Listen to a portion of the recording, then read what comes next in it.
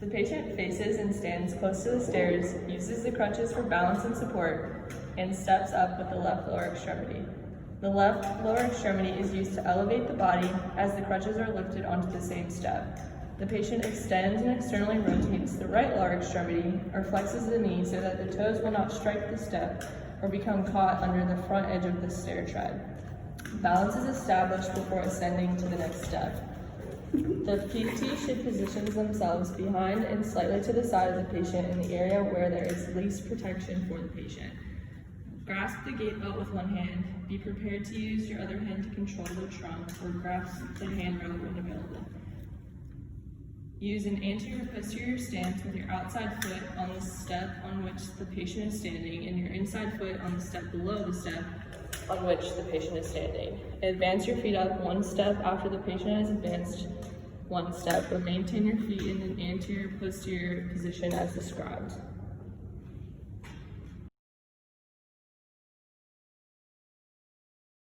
The patient stands with the left lower extremity in crutches positioned toward the front portion of the stair tread.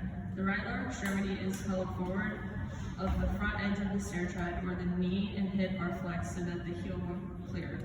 The patient balances on the left lower extremity and lowers the body by partially flexing the left hip and knee. The crutches are placed toward the front portion of the stair tread on the step below. The patient uses the crutches for balance and support to step down with the left lower extremity. The patient establishes balance before descending to the next step. The PT will stand in front and to the side of the patient in the area where there is the least protection.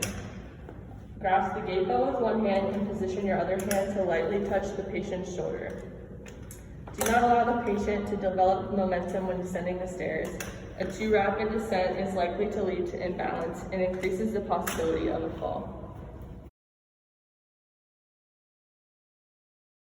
Have the patient place one crutch over the axilla furthest from the handrail and hold the other crutch horizontal to the crutch in the axilla.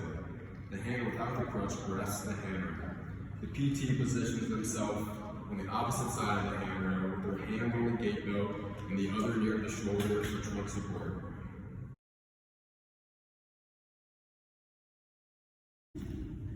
For descending with the same orientation of the crutches, the patient will move the crutch down towards the next step and then use the left lower extremity to descend herself down.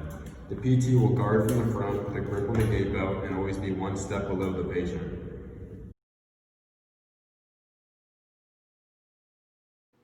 For ascending a standard height curb, the patient turns so the back is toward the curb and the walker is in front of the body. The patient places the stronger lower extremity onto the curb and elevates the body while lifting the walker and other lower extremity onto the curb.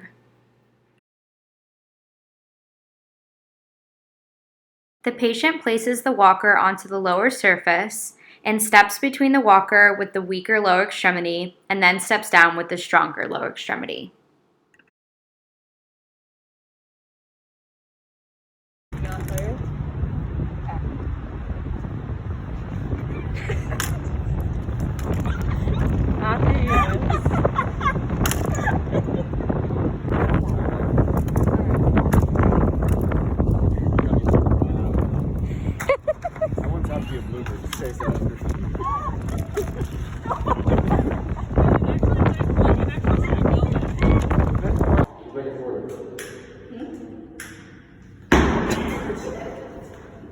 Let's